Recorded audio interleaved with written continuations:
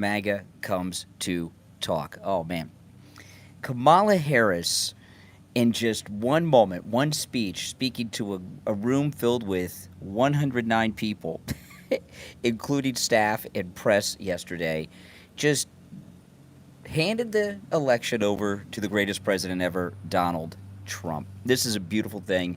You know, I'm going to play some audio. We'll go through some of the updated stories, and there's quite a bit. She's losing the support of some of the biggest liberals out there, like CNN, okay? So, and the Washington Post. So she's in a lot of trouble. And, Americans, even Democrats, will put up with a lot. They'll accept a lot. Democrat voters are, willing to overlook a lot of things. But when you get down to it, this country is not a communist country. There, as much indoctrination as the left have done in our public education system and in the university system, still this country has maintained its strong belief that capitalism is a form of slavery and destructive and destroys countries. And Commie Kamala, what do you think? You think that'll be Trump's name for her? Because Trump has a rally today. We'll see him speak this afternoon. What do you think about Commie Kamala? Is that a good name? That's a good one. Commie Kamala and Tiananmen Tim, right? This communist manifesto of a speech that she gave yesterday was destructive. She hasn't listed her policy positions or anything, right? Her website completely vacuous, just like her mind. And she finally comes out and tells the world what she thinks, and she comes out talking like Lenin or Stalin or Kim Jong-un if he spoke English, right? Oh, this is beautiful. It doesn't get better than this. So this is insane, too. I mean, I feel like whoever wrote this speech, because we know she didn't, whoever wrote this speech was trying to screw her over, because she came out with this list of her failures over the 3.5 years that she's been vice president. Everyday prices are too high. Let me rewind that. Let me rewind it. I had the volume down too low. Listen. Everyday prices are too high. It feels so hard to just be able to get ahead. The bills add up. Food, rent, gas, back to school clothes, prescription medication, the cost of food. A loaf of bread costs 50% more. Ground beef is up almost 50%. There's a serious housing shortage. The price of housing has gone up. It's too difficult to build, and it's driving prices up. It is out of reach. The size of down payments have gone up as well. Costs are still too high. There's not much left at the end of the month, and prices are still too high. President Trump should come out at his rally today and just play that right on the big screen. Some people online have done something pretty funny. I mean, do I have this? Okay, listen to this. Some people online have made a new ad for Trump. Listen. A loaf of bread cost 50% more today than it did before the pandemic. Ground beef is up almost 50%. I'm Donald Trump, and I approve this message. That's the ad right there. That's it. Not only did whoever write that speech screw her over, probably on purpose, but the speech shows how stupid of a person Kamala Harris is. I still question whether or not she passed the bar exam. She failed it the first time, and she had this well-connected boyfriend, Willie Brown, that gave her that $90,000 a year state fake job.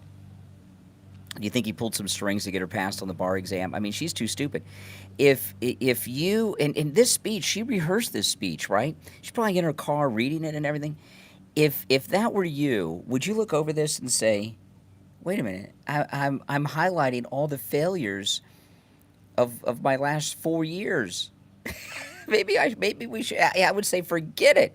I'm not reading this. But she's too stupid.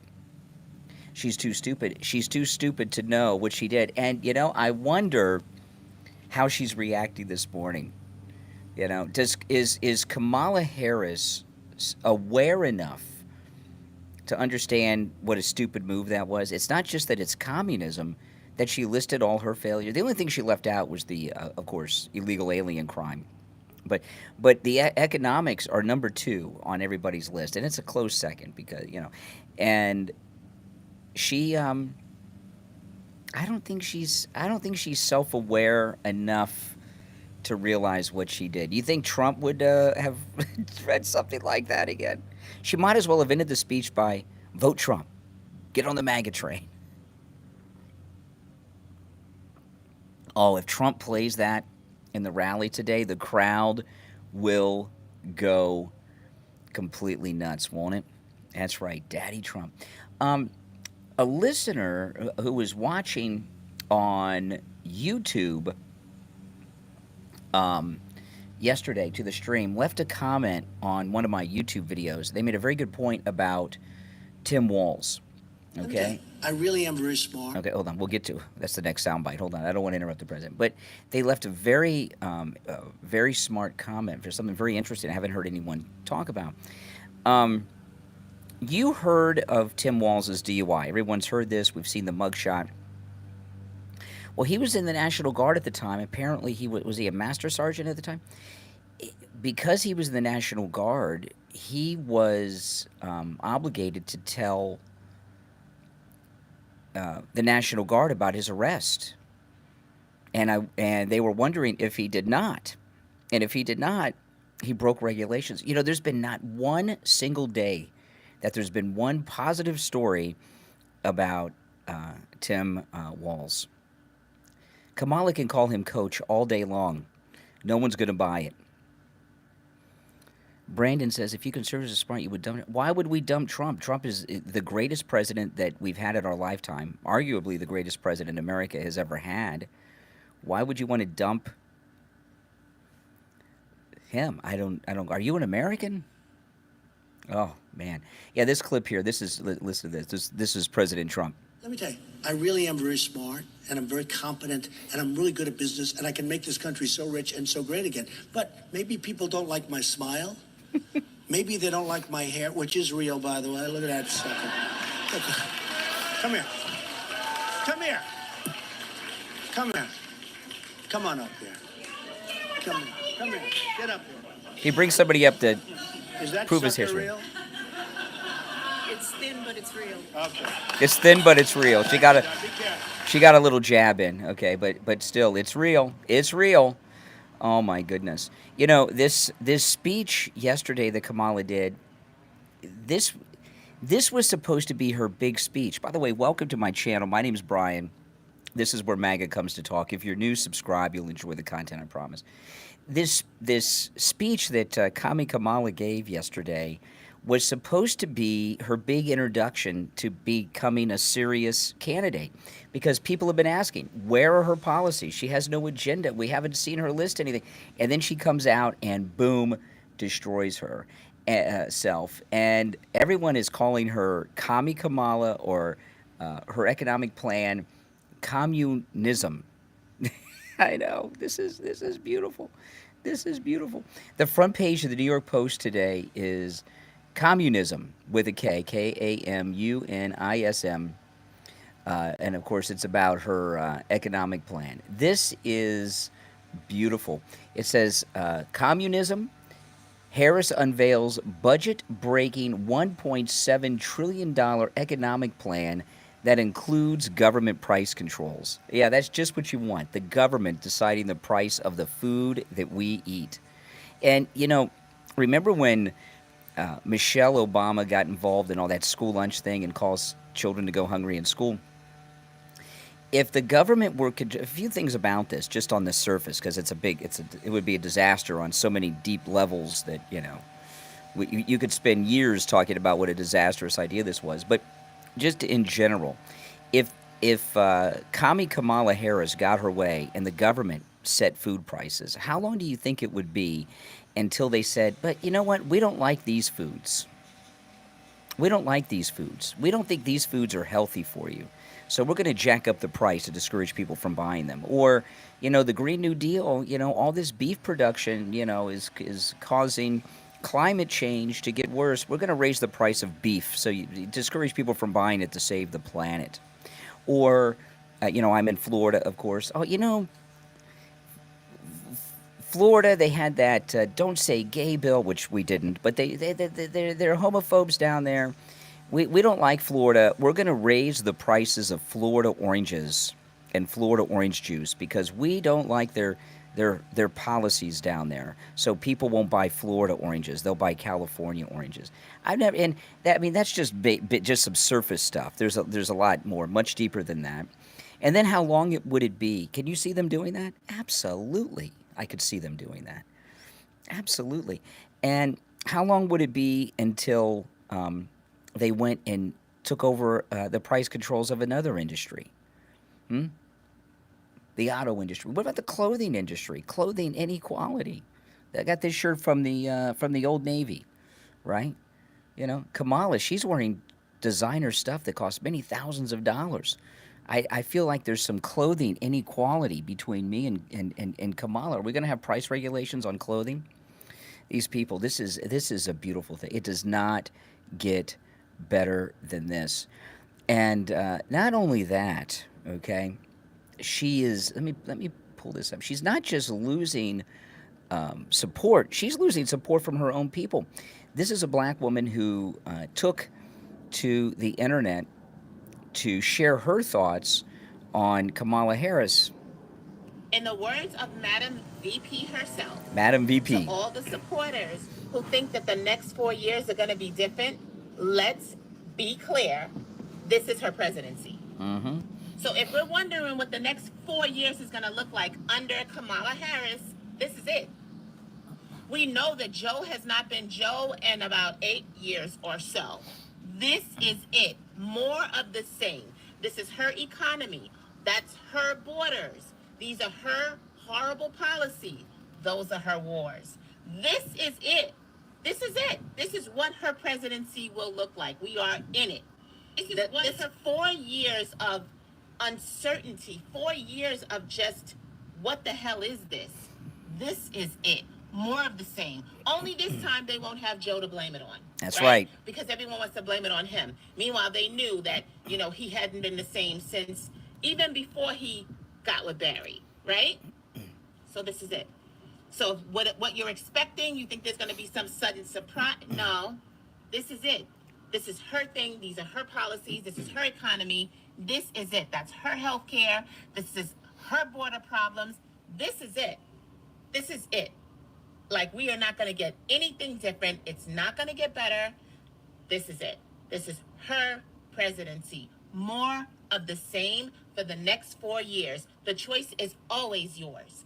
But please, don't, let's be clear. In the words of, Madam VP herself, this is hers. These are her policies. This is her. It's all her. More of the same. Can your children, and this is for my black and brown people, can your sons survive another 4 years with her? Right? Your son's future, your daughter's future. This is it. It is not going to, no different from this. As a matter of fact, who knows, maybe worse. But this is it. No surprises. That's it. That's right. And remember what President Trump said, vote your stomach. Now, not only did she come out and destroy herself with her Stalin speech yesterday, with her communist speech, a new tape has dropped about her. Let me pull this up. A new tape, and she's talked this way before. This is when she was still a senator. This was in 2020 when she was, the brief time she was running for president 4 years ago, before Tulsi Gabbard ran her out of the race. And she was speaking in Iowa. And this just dropped early this morning, late last night, and it's making the rounds. She's having a bad weekend as a lead up to the convention. I will snatch their patent so that we will take over. And yes, we can do that. Now, what she's talking about is taking the patent of a business away from them and confiscating it. I will snatch their patent so that we will take over. And yes, we can do that. Yes, we can do that. Yes, we can do that. It's the question is, do you have the will to do it? I have the will to do it. Wow. So she is going to confiscate businesses' patents that they have spent maybe years working on, maybe millions or billions of dollars of research and development. Who knows? She's just going to take the patents away from companies because she doesn't like them. She's a fascist. And the thing about liberals, okay? The thing about liberals, she's not a liberal, guys. She is not a liberal. She's communist. And it makes sense. She's a San Francisco liberal, and San Francisco liberals are communists. But look at what's coming out here. She very well could find herself in a fight for the nomination at this convention next week. Probably not, but it could happen. I've been saying for quite some time that the Democrats have accepted that they're going to lose the presidency to Donald Trump. And no one that they had that was like a credible person, not that I think these people are credible, but there are some Democrats who think they're credible. No one who thinks they have a credible chance at running for president wanted to take it because Trump's too popular. Gavin Newsom, Whitmer, a few other lunatics, Governor Cuomo maybe even. So no one that's a credible person wanted to challenge Trump in the Democrat Party because they knew they'd get destroyed. And they want to come back. They think in 4 years they'll have a chance. So it's almost like they gave it to her because no one else wanted it. And a lot of what we're hearing shows that the Tim Walz pick was the same thing. That 12 people, it was reported the day that she announced that he was her running mate, that 12 other people turned it down. So why did they turn it down? Did they turn it down because it's a losing proposition that she's we don't know because we didn't get more than that. But things are not going well for her since that speech last night. I've followed so many presidential elections, and I know you guys probably have too. I have never seen a candidate give their big introductory speech like this that was so devastating. Things happen in presidential campaigns where people become a laughingstock, okay? That there's no doubt about it. Sometimes in debates, sometimes at a town hall, sometimes they're just at some photo op and somebody asks them an embarrassing question. There's been some very high-profile moments in the presidential debates. But I've never, and I was thinking about it this morning, I can't think of an example of a candidate giving their introductory speech with their issues that was as devastating as Kamala Harris. I'm talking about a nominee. I'm not talking about somebody during the primaries. I'm talking about someone that's at the nominee level. And when she came out and when she came out and listed her own failures, this is just the dumbest thing that's ever happened. Everyday prices are too high. It feels so hard to just be able to get ahead. The bills add up. Food, rent, gas, back to school clothes, prescription medication, the cost of food. A loaf of bread costs 50% more. Ground beef is up almost 50%. There's a serious housing shortage. The price of housing has gone up. It's too difficult to build, and it's driving prices up. It is out of reach. The size of down payments have gone up as well. Costs are still too high. There's not much left at the end of the month, and prices are still too high. I mean, who the hell would go out there like that, make their economic agenda foundational speech about their entire campaign and list all their failures? Only Kamala, because she's too stupid. Yeah, the only thing you could say about Kamala in that moment is that everything she said was true. I mean, that you got to give her that. Everything she said was 100% the truth. There's no getting around that. Now, interesting story has come out about Tim Walz. He's broke. He's broke. He's the poorest vice presidential candidate ever. He's approaching retirement age. He's just 2 years away from Social Security retirement. He owns no property, no stocks, no 401k, nothing. He has nothing. Doesn't even own a home. And, that's not against any of you out there that may not have a home that you own, that you rent or anything, or don't have a 401k or have a big stock portfolio. But Tim Walz is Tim Walz is wants to be a heartbeat away from the presidency. The presidency of there's Main Street Moments. That's my wife. She got the second part where I was going, but the first part is this: he wants to be a heartbeat away from the presidency, right? He wants to be put in charge of the largest economy in the world, the United States economy, and he's broke. How can you take someone who's broke and bankrupt financially and put them in charge of the largest economy of the world, especially in a time of economic trouble like we're facing, right? He doesn't even know how to handle his own finances. How's he going to handle the finances of America, which is handling the finances of the world? The second thing about this is, President Trump and the people that he brought around him are incredibly rich. I don't know how many billionaires he had around him, but Mnuchin's a billionaire, who was his Treasury Secretary. President Trump and the people he brings around him are very financially successful. I call them the untouchables, right? Like Elliot Ness, because they're so rich they can't be bought. So, you look at Tim Walz here. He walks in to the vice presidency, and what does this message send to the world? That he can be bribed. And this guy here could be with his wife. And I don't know what his extended family situation is like, but his extended family could be just like the Bidens and these other corrupt politicians in Washington. All of a sudden, they've got these big jobs that they don't have to do anything for, like Biden's brother and Hunter. They're on the board of all these companies.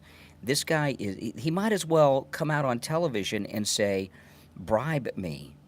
I have no money. This is my ship coming in. That is, it's scary.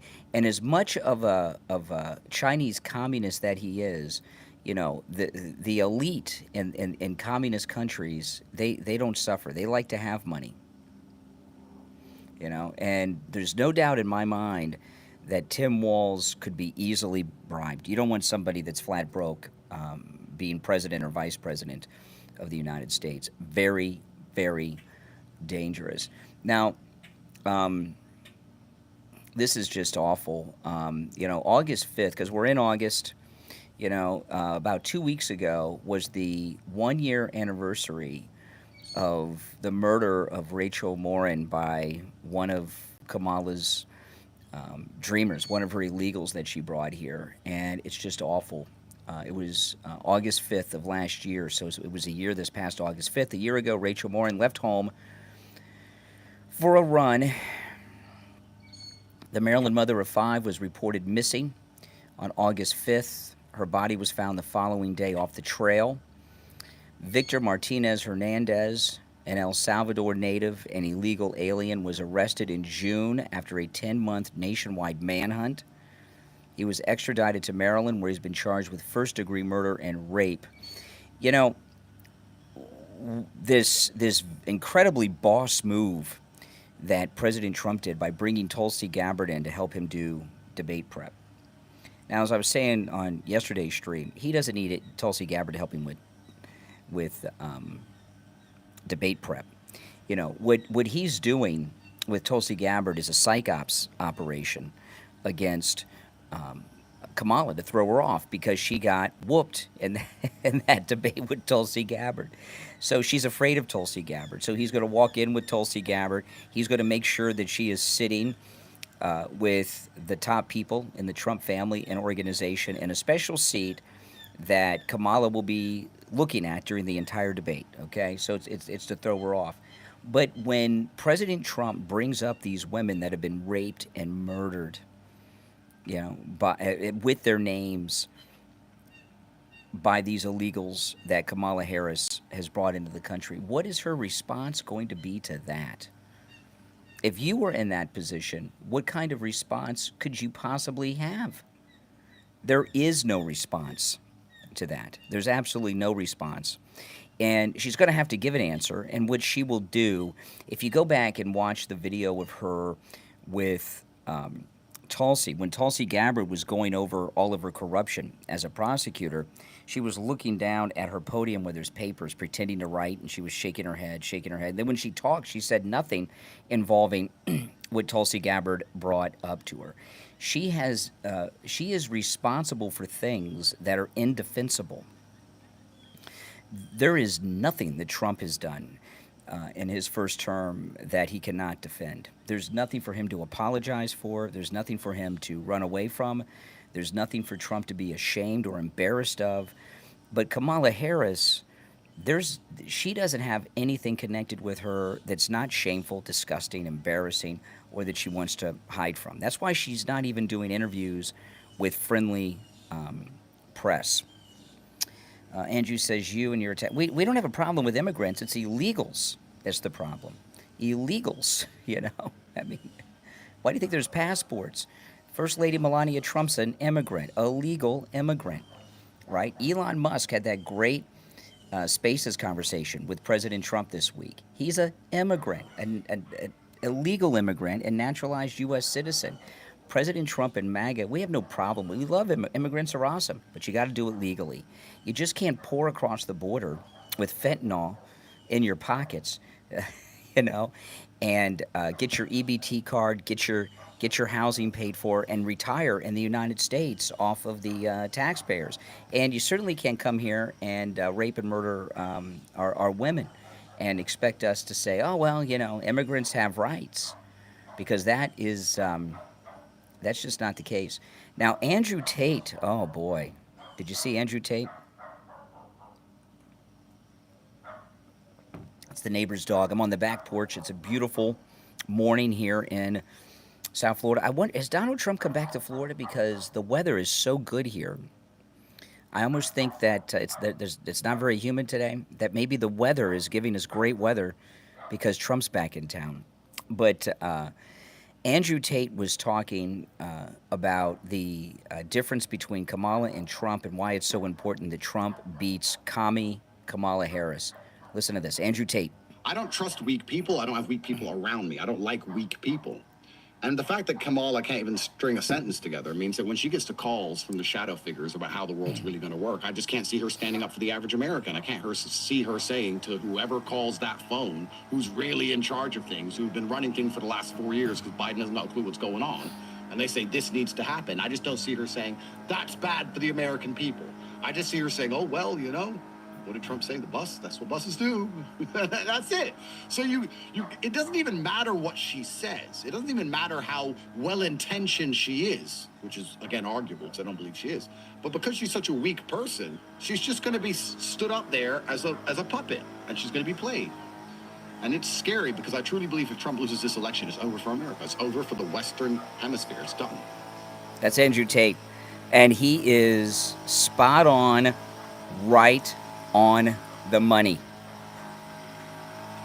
You know, I don't agree with Andrew Tate all that much. He's a little strange for me from time to time, but I agree with him on that. Yeah, that was an interview that Candace Owens did with him. And it was a good one. It was a good one. Absolutely. Well, at least what he said was good. It's not really what Candace Owens wanted to hear. So the New York Post, they have a story here on the grocery stores under Commie Kamala Harris's communist economic plan. And here's the headline: Soviet-style grocery price plan of Kamala Harris's has no upside and will likely spark the worst food shortages in American history. Listen to this: there's no upside to Kamala Harris's Soviet-style plan to federally set grocery prices, which she unveiled yesterday. Yeah, what is the positive to that? What's the positive to that? You know, why would you set grocery store prices? How many grocery stores are in your neighborhood? We've got so many grocery stores in my neighborhood. Why do you think that is? Why do you think we have such an abundance of grocery stores with such an abundance of a selection of products in them? That's because it's a business. That's it. It's a business. And when there's a business, you have abundance, right? You have variety. You have choices. And if the government comes in and starts setting prices and there's things they don't like, I mean, maybe, you know, these liberal Democrats, when they're setting prices, for example, say the liberals think that chickens chickens are mistreated. So all of a sudden, they're going to raise the price of eggs so people don't buy eggs to try to put the chicken farmers out of business because they don't like how chickens are treated on the farms. What's that going to do? What's that going to do? You can't buy eggs unless, well, they're pretty expensive now. That's how it would operate. They don't like potato chips. They're unhealthy. But then again, maybe some company donates a bunch of money to the Democrats, right? Instead of the military-industrial complex, we'll have this group of donors from the food complex, and because they donate money to Democrats in Congress or a Democrat president, all of a sudden the prices of their food products get reduced while their competition goes up. Maybe the Democrats decide we should not eat any red meat. We should be eating tofu. So they lower the price of tofu, whatever the hell that is, and raise the price of all the meat products so that we don't eat them because they've decided that cows are causing global warming, which is just total BS. You don't think those kind of things could happen? It's such a weird thing, how stupid can you be? You're running for president of the United States, not the president of the USSR, and you come out and you give a communist speech on price fixing, government price control.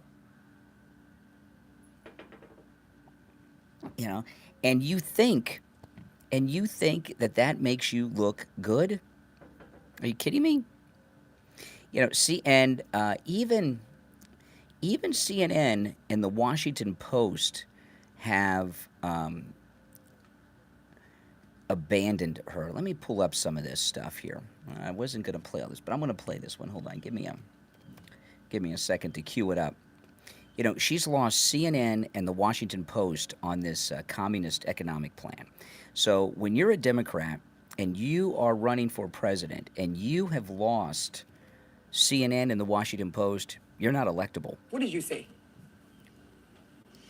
Well, first thing I saw was a searing indictment of the conditions in the country. She was very effective at laying out just how hard hit the American people have been by the policies of the Biden-Harris agenda. I mean, inflation is the number one issue, food prices, housing costs, the housing shortage. All of that is absolutely true. And she and Joe Biden are in charge, and she has directly cast votes that have led to these conditions. So I don't know how she plans to separate herself from Joe Biden on this, because everything she talked about today, she has a direct hand in.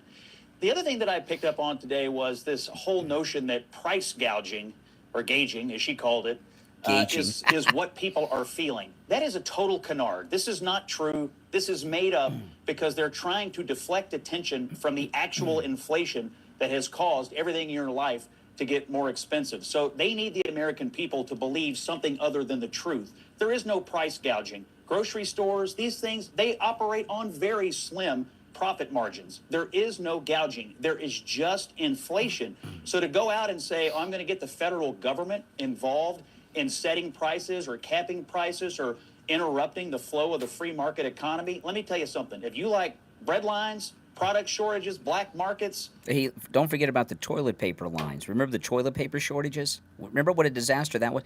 Could you imagine a line and a shortage for everything at the grocery store? Hoarding. If you want to recreate the happy economic conditions of The Walking Dead, Kamala Harris has a plan for you. The bottom line is the Republicans are going to be all over this. It's not smart, and it's a plan from a ticket that has no private sector experience and no interest whatsoever in taking responsibility for everything they have done to plunge the working class of the United States of America into an economic crisis. That's CNN, okay? So when you're in a position like her and you just lost CNN, what are you going to do? And it's not just CNN. The Washington Post, which is the liberal newspaper of record, New York Times, they're liberal and they're called the paper of record, but they pretend they're not liberals, even though they have not endorsed a Republican for president since Eisenhower. The Washington Post is out of the closet liberal. They always have, Watergate and all this. Listen to this. This is after Commie Kamala's Soviet speech yesterday. The Washington Post editorial board. Now, that's amazing because that's the writers. Susan, $2 super chat. Thank you. Go Trump. Thank you very much, Susan, for that. I like it. you guys can click the heart there. Appreciate the super chat. The editorial board is made up of writers and other workers at the Washington Post. These guys are as liberal gets, and they're not embarrassed by it. Okay. The Washington Post editorial board issued a rebuke of Vice President Kamala Harris's Friday speech, in which she laid out an economic vision for the country if she's elected. Commie Kamala vowed a federal ban on price gauging, whatever that is, as she blamed inflation partially on corporate greed. Commie Kamala also they don't say Commie Kamala. I'm adding that. They're calling her Harris, but I'm calling her Commie Kamala. Commie Kamala also vowed economic help for 100 million Americans through tax credits, as well as a down payment assistance plan of $20,000 for first-time home buyers. So, yeah, so all the houses on the market, they've all just gone up in price by $20,000. And what about those of us that already bought houses? Do I get a rebate on that and get my $20,000? The liberal, you gotta highlight this. There is not an editorial board of the mainstream papers that is as openly liberal as the Washington Post. Okay, the liberal Washington Post editorial board was not impressed by Kamala's speech. They said it was a disappointment filled with gimmicks during a time when Americans are in need of serious answers. Washington Post. So they're saying she's not a serious person. Price gauging is not causing inflation, the Washington Post said. So why is the vice president promising to stamp it out? Okay, and then here's a clip from it. Vice President Kamala Harris's speech was an opportunity to get specific with voters about how a Harris presidency would manage an economy that many feel is not working well for them. Unfortunately, instead of delivering a substantial plan, she squandered the moment on populist gimmicks. Americans are clearly still anxious and angry about the high cost of groceries, housing, and even the $5.29 Big Macs. Now, you got to understand this. This is the left-wing Washington Post. This isn't Fox or Breitbart. She's lost the support of her own people. This is brutal. The Washington Post goes on. While the inflation rate has cooled substantially since the 2022 peak, it's ostensibly the Biden-Harris administration's accomplishment. Prices remain elevated relative to the Trump years, so it's a real political issue for Ms. Harris. One way to handle it might be to level with voters, telling them that the inflation spiked in 2021 mainly because of supply chains from the pandemic. So I don't agree with that. And that the Federal Reserve's policies, which the Biden-Harris administration supported, are working to slow it.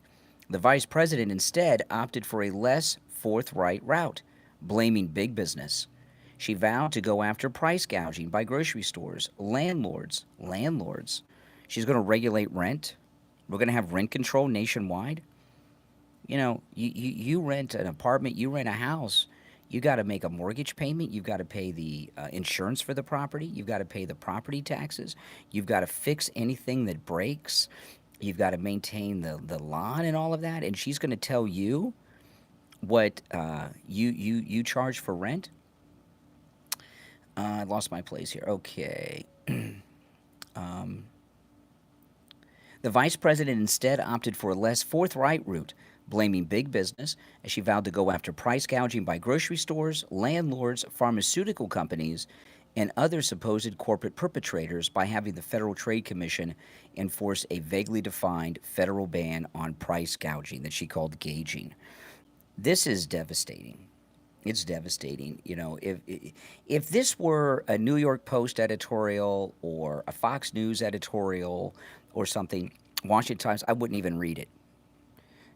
Because I don't read opinion columns and opinion pieces all that much. However, this here is the hardcore liberal Democrat elite, and the Washington Post. While they're not going to endorse Trump, Jack, Mark, just subscribe. Welcome. Yes, if you're new to my channel, please subscribe. I don't expect the Washington Post to come out and endorse Donald Trump. I wish they would because he's the greatest. But that editorial of her speech yesterday, and you got to understand that her speech yesterday that she gave, this communist speech that Kamala gave, Commie Kamala gave, that is her entire platform that she's running on, right? You know, and for the Washington Post to trash it like they did and properly expose it, I mean, what they said is right, except the supply chain. You know, they're still liberals, okay? You got to understand, but but their analysis of what she's talking about doing is pretty spot on. That is pretty much the Washington Post endorsement of Donald Trump. I don't think they have it in them to openly endorse President Trump, but that is pretty close to it. Would you not agree? No doubt about it. No doubt about it. And that's a beautiful thing because, you know, this election is not just some typical election, you know, and I know that in every election, you know, they always say this is the most important election, and they always are because it's the one you're living through. So what you're going through at that particular moment is the most important, not the past. But this election is going to define the direction of this country, right? Are we going to remain a free country, or are we going to turn into the USSR, which is what she's proposing that we do? And with that kind of economic vision, you know, if she were to win on election night, the next day the stock market would crash. People would cash out because these big shots they don't want anything to do with these businesses that she's going to regulate. You know, the price fixing on food alone. She's talking about getting involved in everything, right? You know, rent and everything else. We have over 300 million people in this country, right?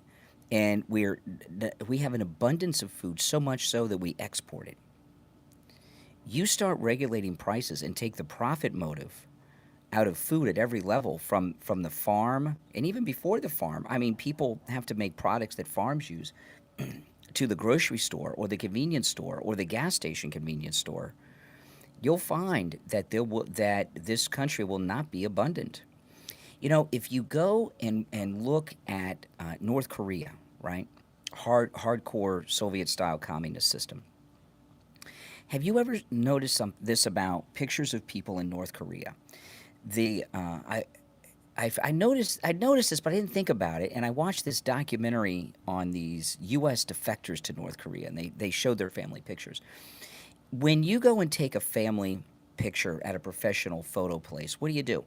They have those backdrops that look like you're like on a farm with like a wood fence or a fake living room, or if it's Christmas time, they pull the thing down and there's a Christmas tree. Do you know what they do in North Korea? And you guys, you know, fact check me on it. You'll see this. If you look for these, you'll see them. When people take family pictures in North Korea, they sit down together, and in front of them is a table filled with food. Food, you know, because there's food shortages in North Korea because it's a communist system like she wants to bring to the United States. And they put pictures of food in front of the families for their family pictures. It's bizarre, and I'm sure it's fake food, right? You know, and they have bottles of things and all kinds of things. I'm sure it's fake food, but they, you know, because they have no abundance there, and it's to show how happy they are. They've got food to eat. That's what we would be bringing here. And I know there's probably no one in this chat room that doesn't remember the toilet paper shortages of the pandemic, okay? Could you imagine if we had shortages like that for everything?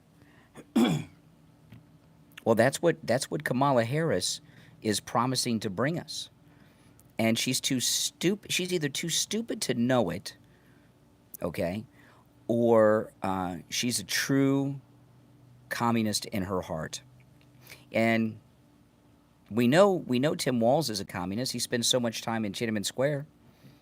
You can barely afford toilet paper. Oh my goodness, I'm sorry. Yeah, they're starving in North Korea. North Koreans are shorter than South Koreans because they've been starving there for decades. Yeah, well, yeah. It'll end obesity in this country. Mm-hmm. Oh my goodness, Cat Black. I like that's pretty funny. I'm not going to say that, but that was pretty funny. Mm-hmm. he talks about how cool and strong these dictators are, President Trump. President Trump talks about this, okay? If he's meeting with Kim Jong-un and Putin, and they're working to negotiate something, which is pretty important, like, with Putin, for example, ending this ridiculous war with Ukraine, this fake war, is it smart for him to go around and call him an idiot and a dictator? Or is it smart for him to say nice things about him so that when they meet, he'll deal with them? What do you think? President Trump is a very successful businessman. He knows how to deal with people. And you don't go out and trash them and then expect to sit down and have a good meeting and get things done, right? Exactly. So she's lost CNN, Kamala. She's lost the Washington Post. This is amazing. And then she also, this is unbelievable. This is an article that is in Breitbart. Kamala Harris promised Friday that she would build 3 million new homes in 4 years if she's elected. Really, she's going to build 3 million new homes. What, for the illegals? Probably. But she and Joe Biden have barely managed to build 8 EV charging stations in 2.5 years. That's true. That's true. That's true. And how much money did they get? Let's see. I got it here. What was it? They had a. Let me find it. It's in the article. Okay. Now that level of construction, by the way, they point out here, would match or exceed the pace of peak housing booms in the United States in the post-World War II period. That's when the suburbs were built, right? But Kamala has a track record against which to measure her promise of building 4 million new homes. And it's the failure of the Biden-Harris administration to build the electric vehicle EV charging stations that it promised under the infrastructure bill of 2021. At a cost of $7.5 billion, the goal was 500,000 EV charging stations. 2.5 years later, as of May 2024, only 8 EV stations have been built. So where'd all that money go? How much did 8 EV stations cost? Let's say they cost $100 million, which is not. There's still $7.4 billion unaccounted for. Who got that money? Donors, Corn Pop, who knows? But the money didn't go because that's how it is. It's total corruption, just total government corruption. The government's corrupt, especially the Democrats, and they got that $7.5 billion, and no one knows where it went. Do you know where it went? What do you think? Where could it have gone? EV bus stations, please.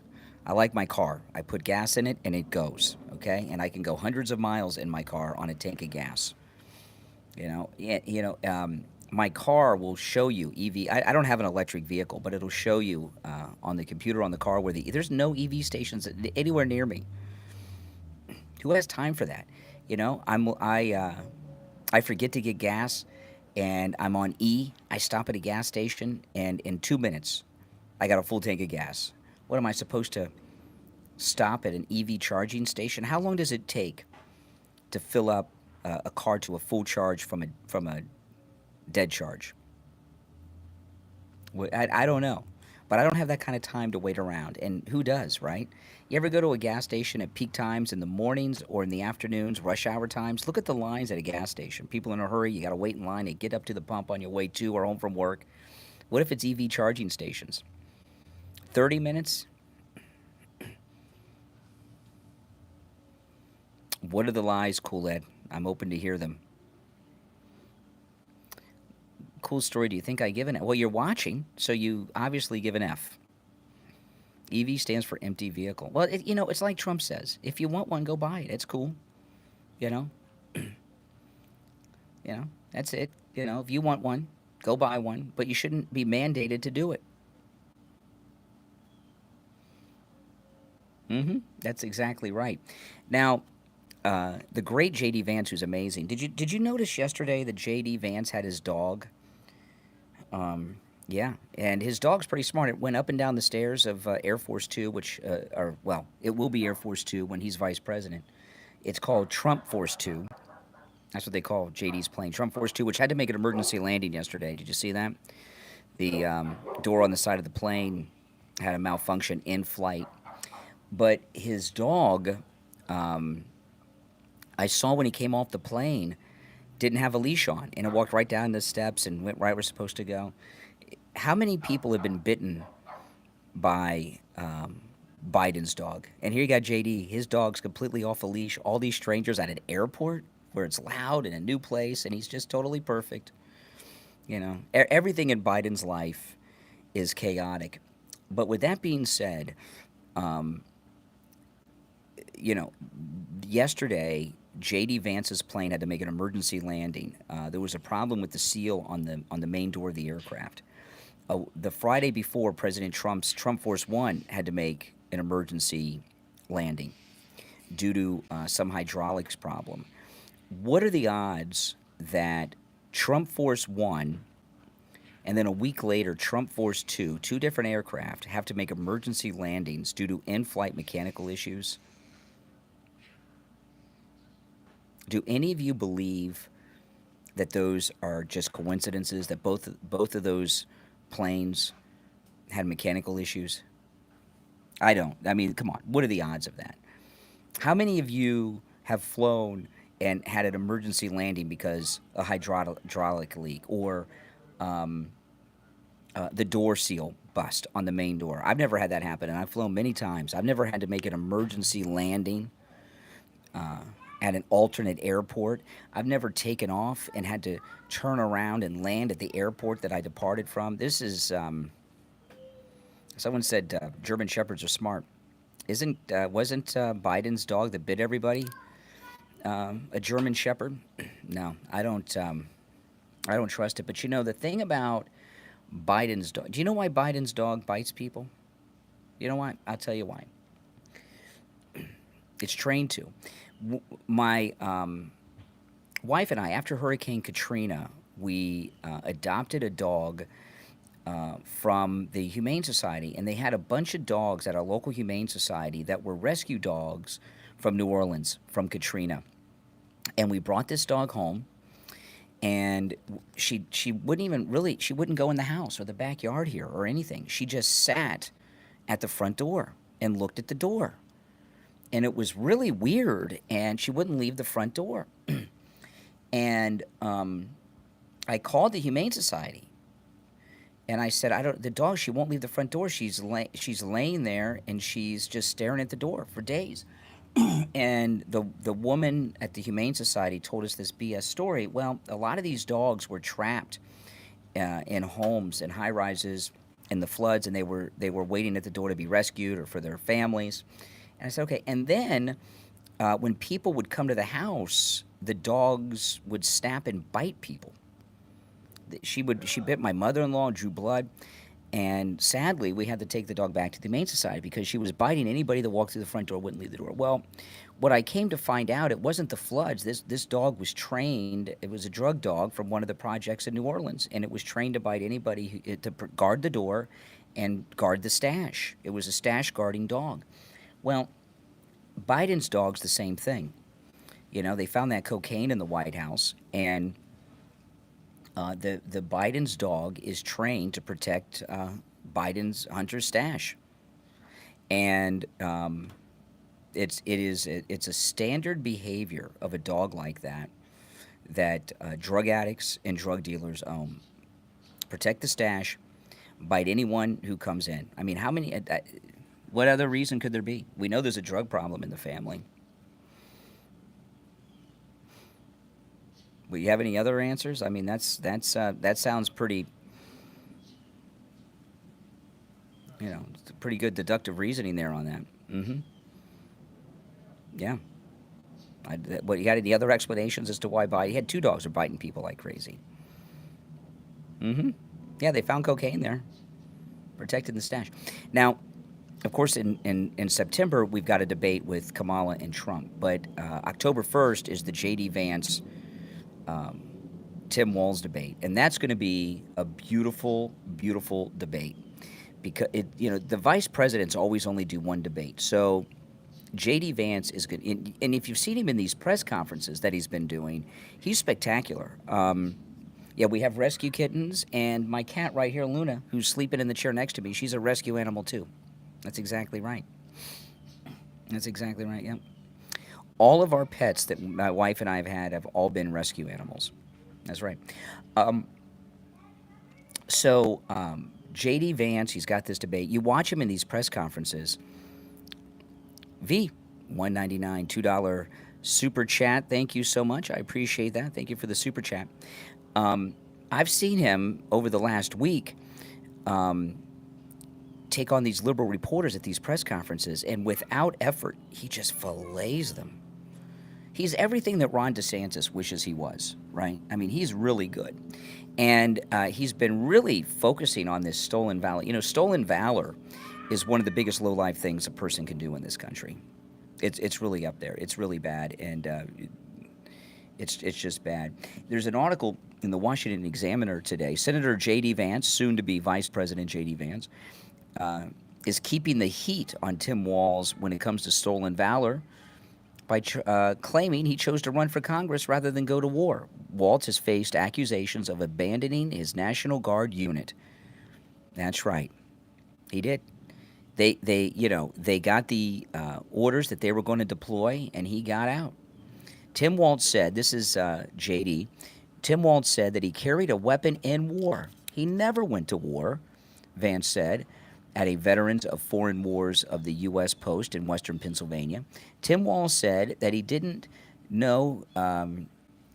Tim Walz said he didn't know his United was about to deploy, or they said United, a typo.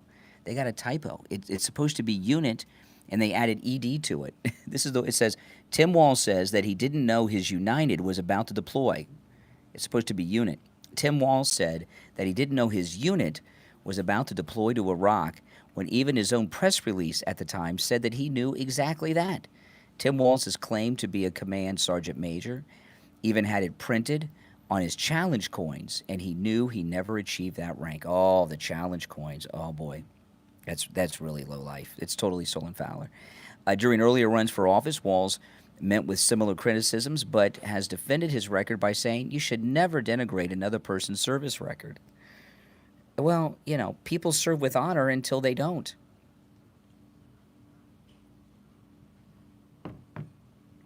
I mean, this is just because somebody was in the service, you don't question what they say? Are you kidding me? Vance's Thursday morning event was heavy on military themes because he was talking to veterans, with flags representing various service branches behind him. Tim Walz is a coward who betrayed his men at their greatest time of need, said Pat Harrigan, who is running for Congress in North Carolina. He's not fit to serve as vice president. I got a question for you guys. I noticed that Kamala is doing something that vice presidents don't do. Have you seen when she gets off of Air Force Two and gets on it? You notice what she does? She salutes the service personnel at the airports, at the bottom of the stairs. She's not commander-in-chief. Vice presidents don't salute the military. In fact, I don't think I've ever seen one do it before. But she does it every time. And not only does she do it, Kamala goes out of her way to salute. Have you ever seen a vice president salute? What is that about? What is she doing by saluting them? Yeah, it's pretty stupid. Yeah. Stupid. How could you not like J.D. Vance? J.D. Vance, it's the great American success story. You could not be poorer than J.D. Vance growing up. There's a lot of poor people, but you could not be poorer than that, unless you were a hobo living under a bridge, right? But short of being completely homeless, you could not be more poor than J.D. Vance was growing up. And look at where he is today. That's the great American success story, man. That's amazing. And to get into the Ivy Leagues, into the halls of power with the ruling elite when you came from where he came, that is a miracle. Yeah, the American, you think that it's impossible to get into these big inner circles, and it really is pretty difficult. but he did it. Now, by the way, if you're new to my channel, please subscribe. You'll love my content, I promise. This is the most pro-Donald Trump MAGA place you will find anywhere. I promise you that. No one loves Trump more than me. A lot of people love Trump maybe equally, but not more. When did she start saluting soldiers? I just noticed the other day that when she gets on and off of her plane, she salutes any military person she sees. And it's just a little weird because I don't remember ever seeing a vice president salute, especially one that wasn't in the military. The presidents do because the presidents are the commander-in-chief. Vice presidents are not the commander-in-chief, and they're not the deputy commander-in-chief. They have no military position at all. Yeah, that's stolen valor, too. Exactly. She's committing stolen valor. MS MAGA, Ms. MAGA, welcome. Just found the channel. Welcome, Ms. MAGA. Subscribe.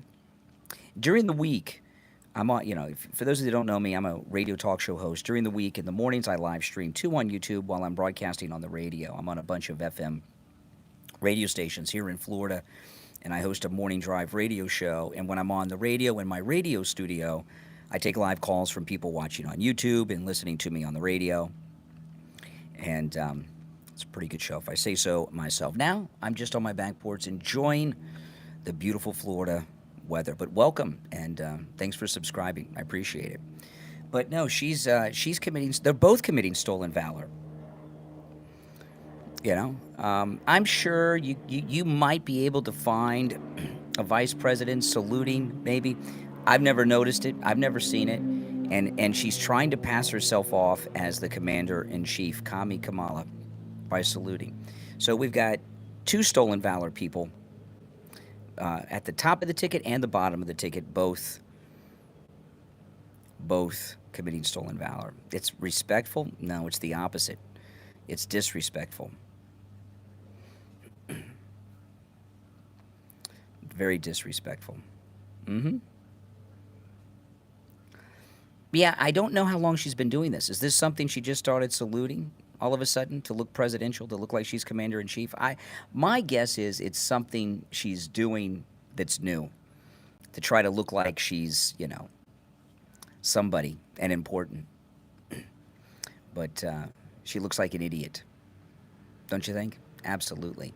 Now, if you look at stories around the country with vote, there's a lot of voter registration that goes on this time of year, and that's all documented through the states. And the Republicans are just kicking butt. Here's Fredo, Chris Cuomo. Let me pull this up. Hold on. Remember Fredo? He's on News Nation now, and he did a story on this. Hold on, let me cue it up. Let's see. Okay, where is he? Okay. Do you want to know the state? The big question. Do you want to know the state of the presidential race? Of course you do, but there's so much hype on the partisan platforms. Polls, we all know now that there's just snapshots, right? Just snapshots.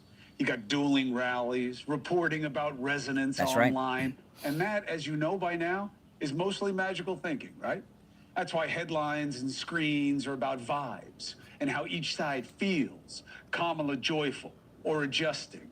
Trump unsettled.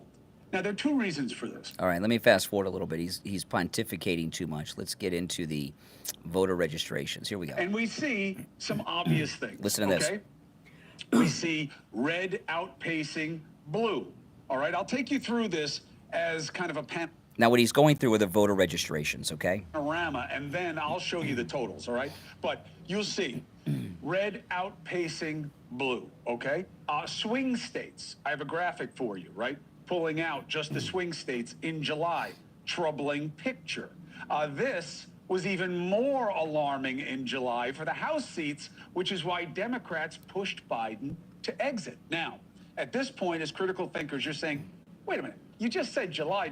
Here are the totals. Yeah, look at the Republicans. Holy cow, 252 to 19. Yeah, but this was in July. Harris wasn't even in yet. This doesn't matter. Yes and no.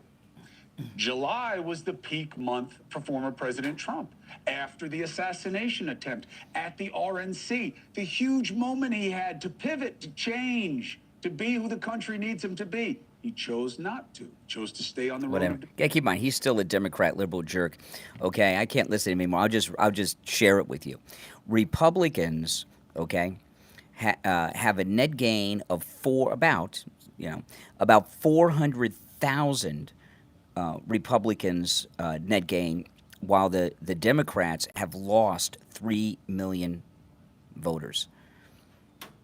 Right? So the people that are registering, we're outpacing them in every single state. Even in California, Republican voter registrations in California outpace Democrats by almost double. Same thing here in Florida, Ohio, Kentucky. It's absolutely amazing. So overall, Republicans saw a net gain of nearly 400,000 registered voters.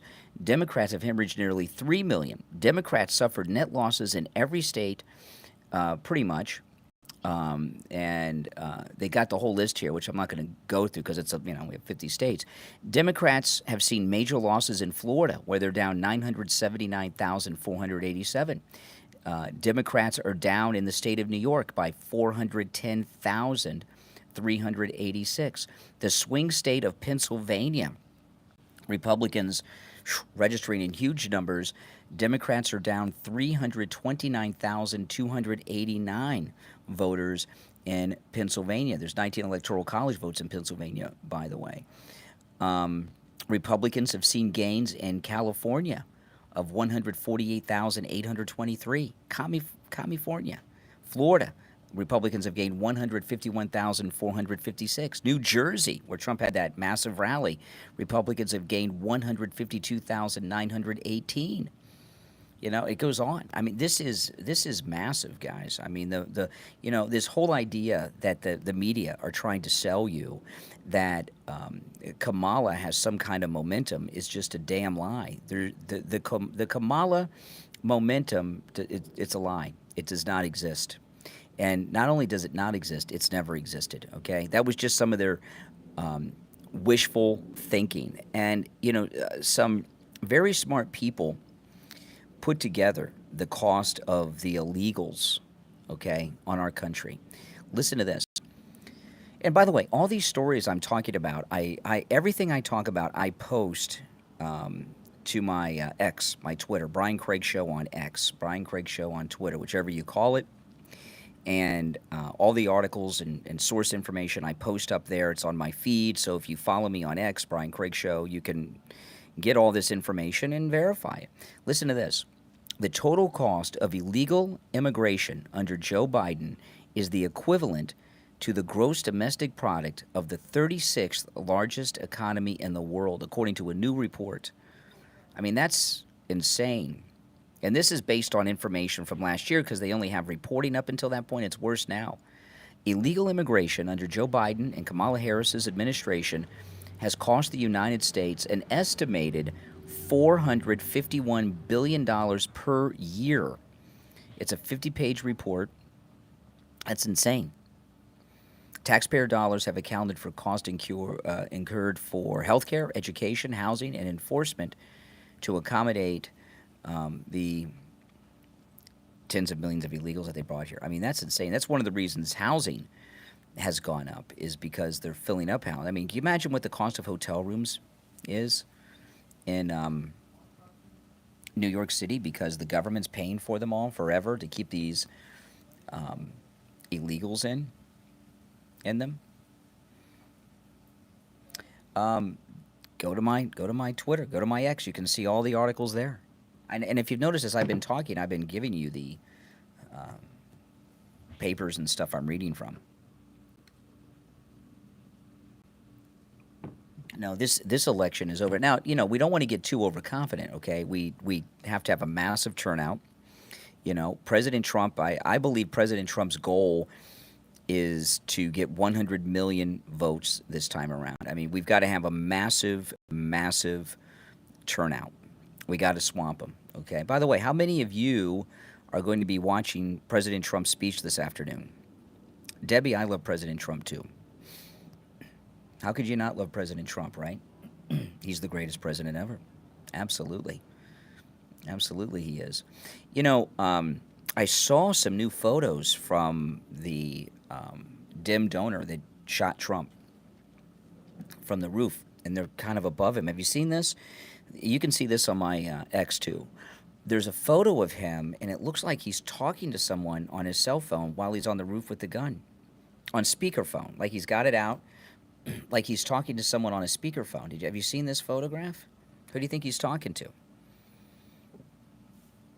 His handler. That's who he's talking to. I mean, you know, this is complete insanity. You know, I was telling you guys yesterday that the FBI, 10 days after the shooting,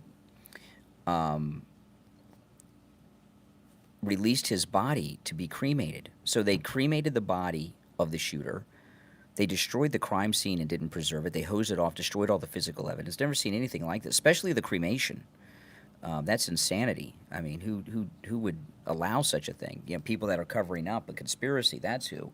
And this, there was a story that came out last week that he trained on the rifle at the same training facility that the Department of Homeland Security and the FBI use.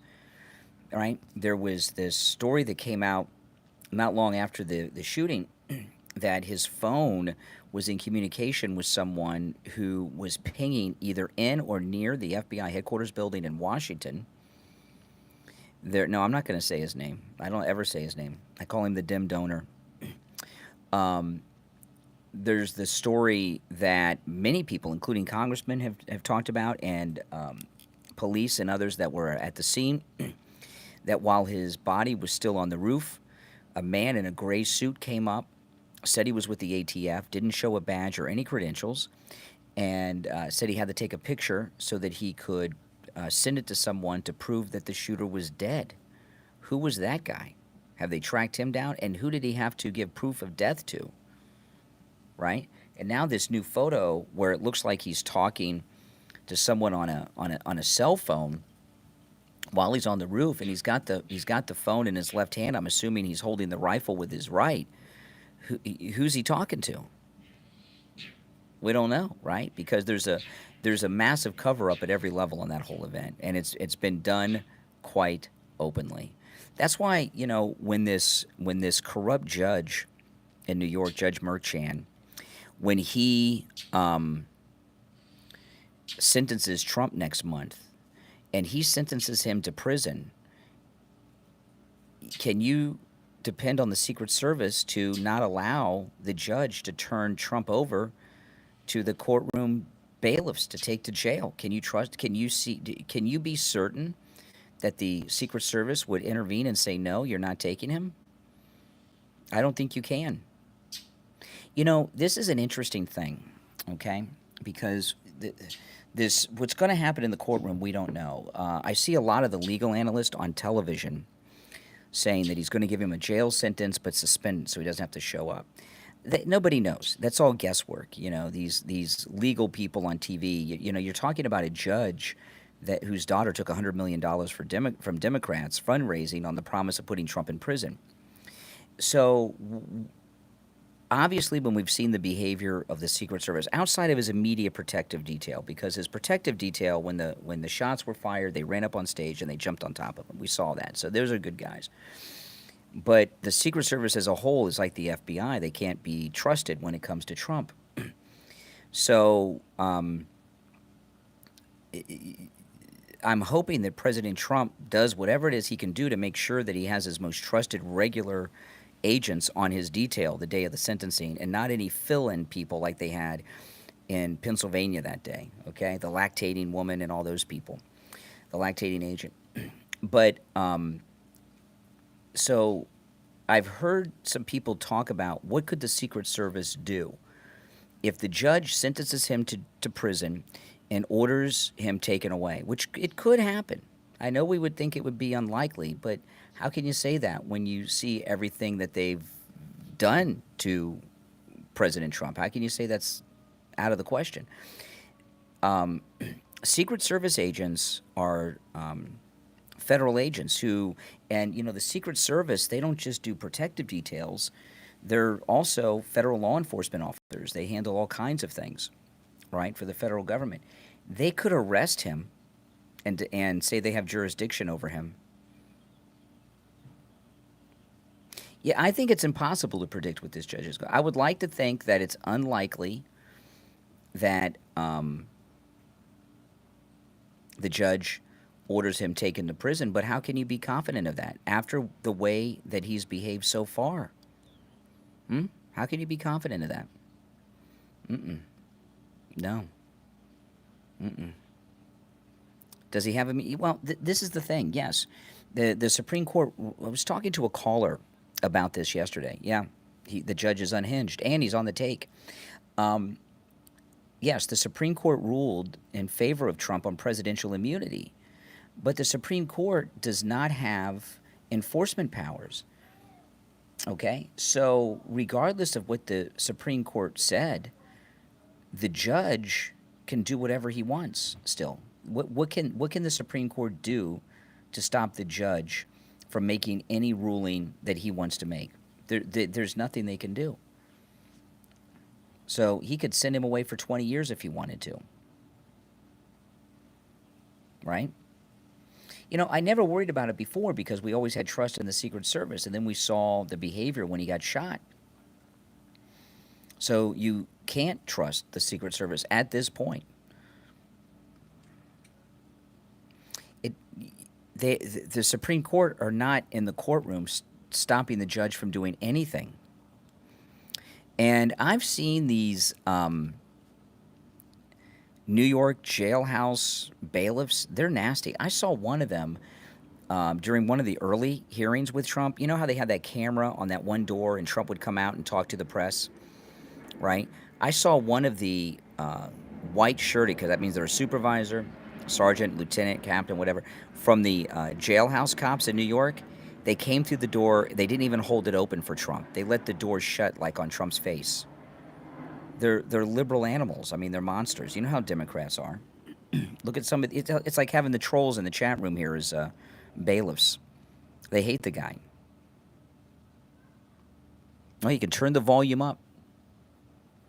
Now, this is another problem Kamala has. A man that Kamala Harris wrongfully convicted of murder is speaking. His name's Jamal. He was sentenced to 50 years in prison for the 2007 shooting death of a friend of his. He was being prosecuted by Kamala's office. She was the DA for San Francisco at the time. 6 years later, he was vindicated on appeal and was actually awarded over $13 million in a settlement against the state of California. Yeah, so she, you know, he's African American. He's giving interviews. Listen, this is him talking about Kamala in the courtroom. Yeah, we ended up losing. And after I lost, got convicted, whether the sentence came in, you know, obviously the courtroom is full. I know who this lady Kamala Harris is, right?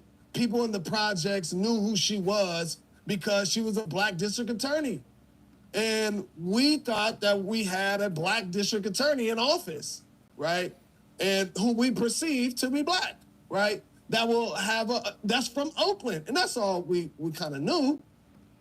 And we would think that, you know, that she would, you know, be a little bit more favorable to us. Now, during my trial, I didn't even think of this lady, just in general. I just knew that she was the head DA. See, she didn't try the case. She was the head DA. Remember, I told you we have not seen her, any video or photographs of her in a courtroom arguing a case in front of a jury. They never came and tried to talk to me or anything of the sort, right? It was strictly, you did this, we charging you, you're going down. So at my preliminary,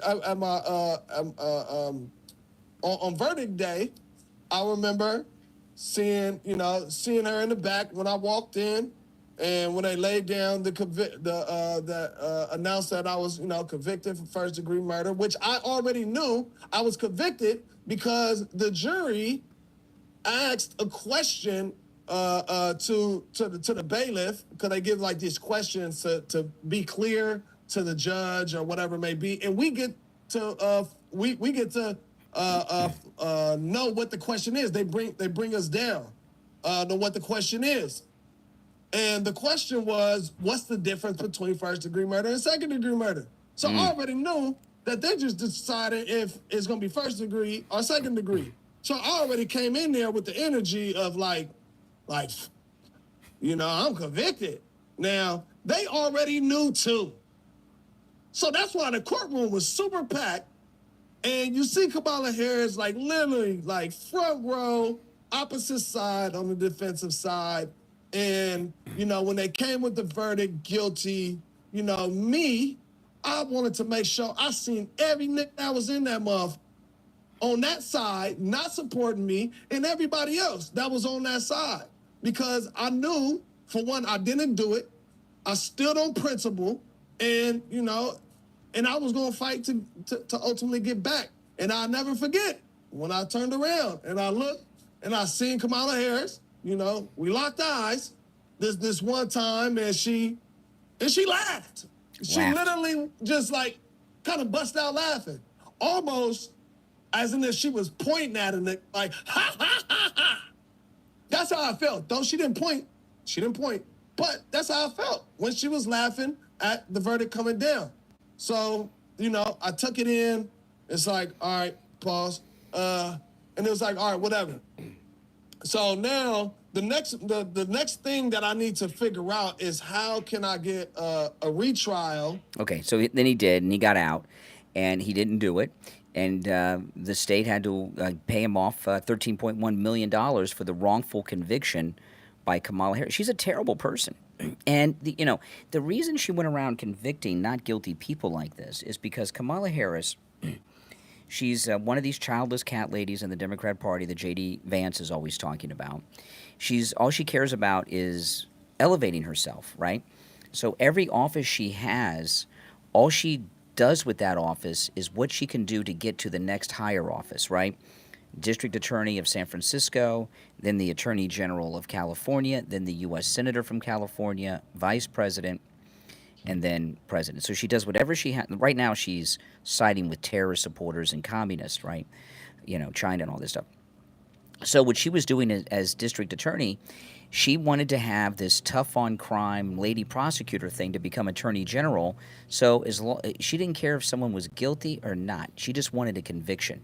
It's, you know, and the more conviction she could get, regardless of what evidence she covered up, regardless of the person's innocence, just another mark on the board to help her become the Attorney General of California. Yeah, she's a terrible person.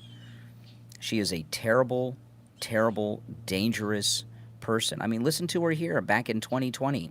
I learned, I think I was, 22 when I started that work. I learned that with the swipe of my pen, I could charge someone with the lowest level offense. And because of the swipe of my pen, that person could be arrested. They could sit in jail for at least 48 hours. They could lose time from work, and their family maybe lose their job. They'd have to come out of their own pocket to help hire a lawyer. They'd lose standing in their community. All because of the swipe of my pen. Wow. She is a psychotic, power-hungry monster. That's insane. Those are her own words. That's in 2020. You know, that piece of audio right there is enough for her to lose on.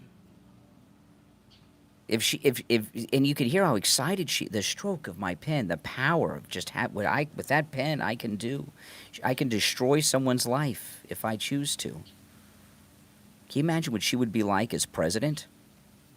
All she cares about is power.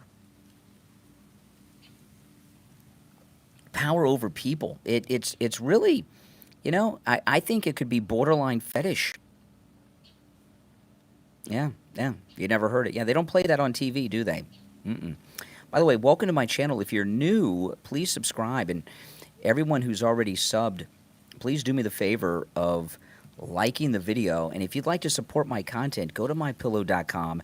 Use my promo code Kane at checkout, Kane. where you can save up to 80% off of the top MyPillow products. MyPillow Coffee just 50% off. I mean, that's amazing. Huge discount. MyPillow Coffee 50% off. The $25 extravaganza continues. The MyPillow towels $25. The MyPillow Giza pillows $25. The dish towel set. The MyPillow American flag pillow $25. The MyPillow sheets $25. The MyPillow slippers $25. The MyPillow pet bed is $25. All with my promo code Kane at checkout, Kane. And free shipping site-wide on orders over $75. And every time you go to MyPillow.com and use my promo code Kane, you're supporting my channel, my YouTube channel, my podcast, my radio show. You're supporting all my content, and it's greatly appreciated. So go to MyPillow.com, use my promo code Kane at checkout, and load up. Get some great MyPillow products and support my content at the same time. Okay, so the Democrat convention starts on Monday. Here's a local story on it. Listen to this. This is a reporter, WGN, in Chicago, in the neighborhood where the Democrat convention is going to be held. Listen. We are on Washington and Wabash outside of a Garland building, which houses a number of businesses, including stores and some restaurants and offices. Now, as you can see behind me, you'll notice that the front of the Garland building is covered in plywood. It's basically covering the windows and the door, and that's to be able to protect the building, and I should say the entrance of the building, from any potential unrest that could happen ahead of the, once the DNC does come around. By the way, Miss Maggot, it's Kane, Kane, Kane. Now, so they're doing this story of the businesses boarding up ahead of the Democrats coming to town. What does that say about the Democrats? Did they have to board up the businesses around the Republican convention? No. What it's saying is Democrats are violent. They're violent, they're dangerous, and they could break in, steal, and loot businesses. And the door, and that's to be able to protect the building, and I should say the entrance of the building, from any potential unrest that could happen ahead of the, once the DNC does come around here, since we are anticipating some protests to take place. Now, the Chicago Board of Services says their crews have been busy the last few days boarding up businesses to get ahead of potential damages. Now, so far, they've secured 12 locations around the West Loop, downtown, and Daly Plaza area, with plans to board up additional businesses this weekend as a preventative measure if protests related to the DNC erupt violently. Okay. Now, they're boarding them up with mostly plywood. You know how much plywood costs now? Holy smokes. Now, that's a local news story.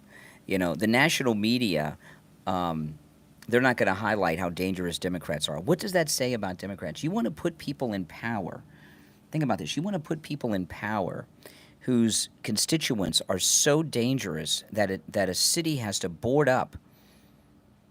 And this is a city that's dangerous normally, but they don't board up all the time. They have to board up because Democrats are coming to town. I've never heard of such a thing. And, people don't, they really don't, think about this. Because it's become so normal that, the Democrats are coming to town. You got to board up. Now, Commie Kamala's economic plan of nationalizing the food industry and, all of that. And I went through an article earlier in the stream about how the Washington Post editorial board has just really ripped her, which means she's in a whole heck of a lot of trouble. But CNN also have been tearing apart her economic plan as dangerous. This is CNN yesterday talking about Kamala's economic plan. Listen. Just a minute around the corner. For some people, it's already started. They already know what that cost is. Man, we had to interrupt you before you were... I know, and I wanted to hear your answer. Oh, it was so intelligent. I already Well, yeah, it was a great response that unfortunately we had to cut away from. But now that you've heard the speech, what stands out to you as the most clear and effective line of attack that we're likely going to hear from Republicans as a response? Two things. I think number one, she had took a lot of far left positions during her first run in 2019 and 2020. She has, temporarily kind of moderated these through some anonymous quotes from aides saying, well, she doesn't really want to ban fracking anymore. She doesn't want to do this, doesn't want to do that. This new program that she's kind of doing is pretty far left, $25,000, price controls essentially. That's number one. But the other thing is, kind of conveniently forgot she was vice president for the last 4 years when a lot of the housing market crisis was at its worst, when inflation was at its worst. So there's a lot of memory holding that.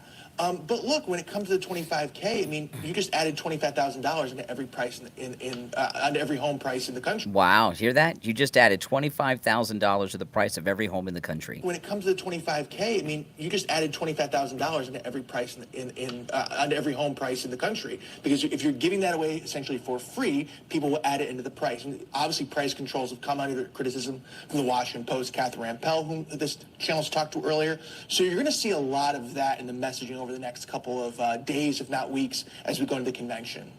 Wow. She's lost the Washington Post over her commie economic plan.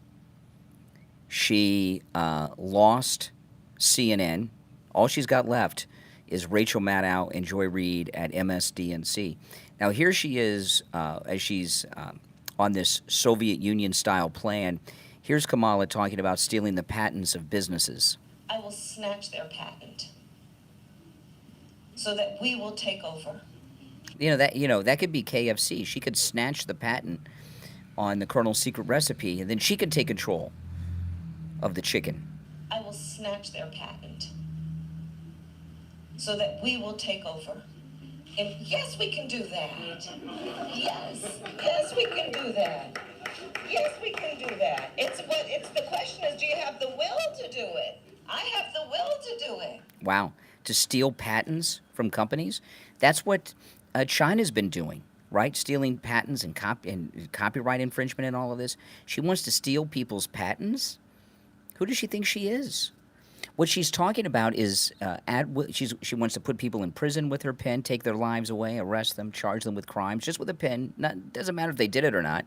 Now she wants to go to businesses and steal their patents. Well, what if it's a company that has spent millions or billions of dollars developing something? She just wants to take it.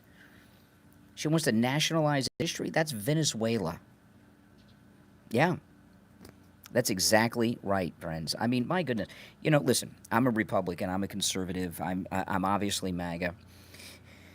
But this goes beyond partisan politics. Kamala Harris, she was born in California. Her parents are communist, both of them communist.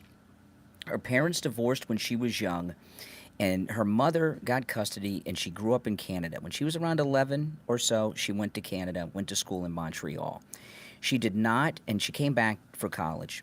She did not, in those years, 11 to 18 is where your worldview is shaped. That's when you develop your ideas of right and wrong and culture and economics and things like this. She didn't grow up in America. She doesn't understand our way. She is a 100% communist, tyrant, fascist. It's in her own words. With a stroke of a pen, I'll take your life away, send you to jail. I will take your patent. Yeah, your company has spent 20 years and $20 billion developing that patent, but I'm going to just snatch it from you, and I've got the courage to do it. This is beyond partisan politics. This is not your normal election with a Republican versus a Democrat.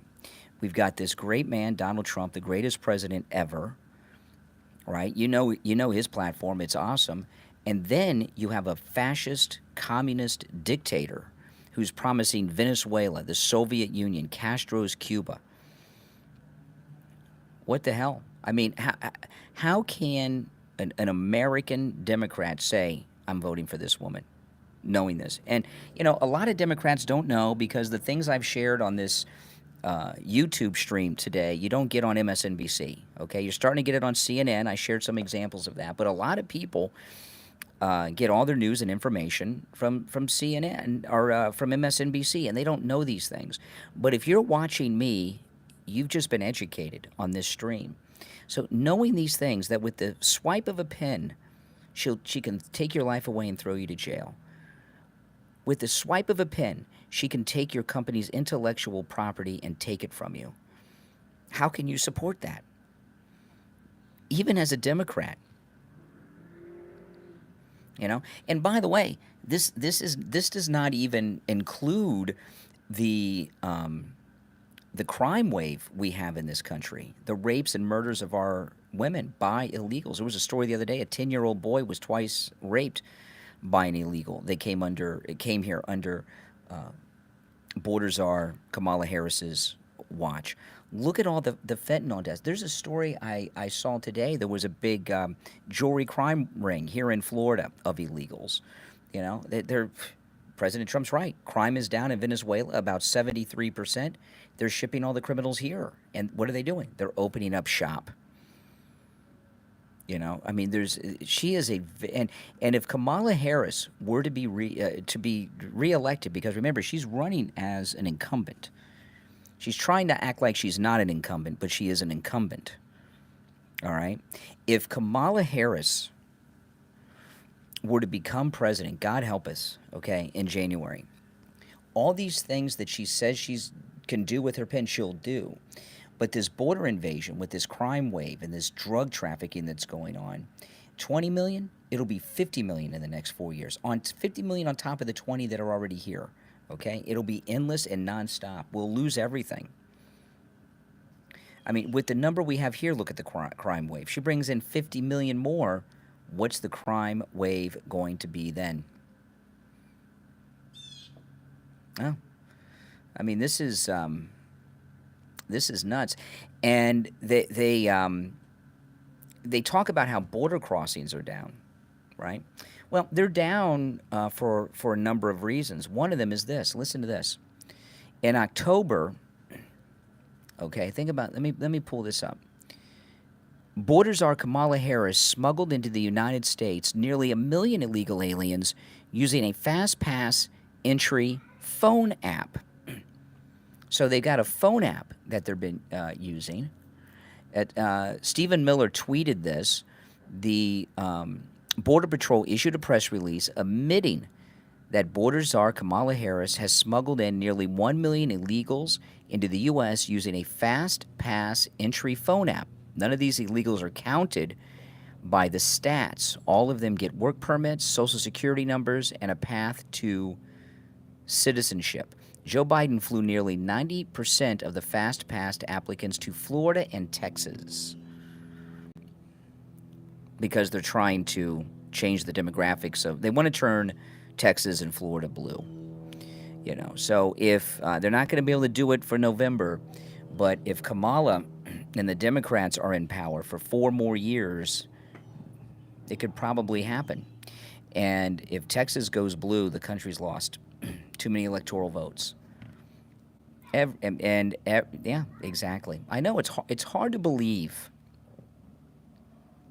It really, truly is hard to believe, isn't it? And there's so much. I mean, I know this live stream today is just.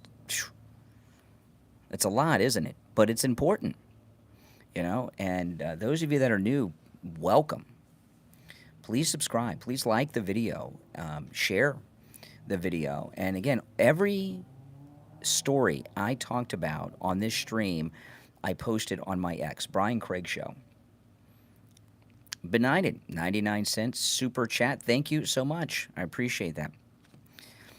Yeah, it's all there and documented. So you can go to my Twitter, Brian Craig Show, my X, whichever you call it, and you can see everything I've talked about. It's all documented. It's all researched. It's all verified. It's really scary. I mean, this is, you know, listen, Democrats have always been bad news, but she's not a Democrat. She's a Democrat, technically. She's a communist, fascist, power-hungry, psychotic person. And, you know, we all know how Kamala got to where she is, right? It started with Willie Brown, and I'm sure there's a long list of sugar daddies all the way to where she is now. You know, what happens with someone like her, who's been used by men and used men herself to get to where she is, when they get to the top and they finally don't have to answer to anyone, watch out. And that's where we would be with Kamala. This is really, this is really bad. I mean, Obama was bad, but not like this. Not like this. You know, Obama might have thought a lot of these things, but he knew the American people wouldn't accept it even from him. Kamala doesn't care what people accept. She'll just do it. You know, even if she only gets 1 term, she'll do it. because she's pissed off, she's angry, and she's psychotic. Absolutely. Well, listen, everyone, thank you so much for watching the stream. Again, if you're new, subscribe. Those of you that are already subbed, please like the video. I'll be back throughout the weekend. President Trump has a great rally today. I'll be watching that on Right Side Broadcasting. And I hope the television news carries it so more people that don't watch Right Side Broadcasting can watch it. My name is Brian. Thanks for watching, everyone. I'll see you next time.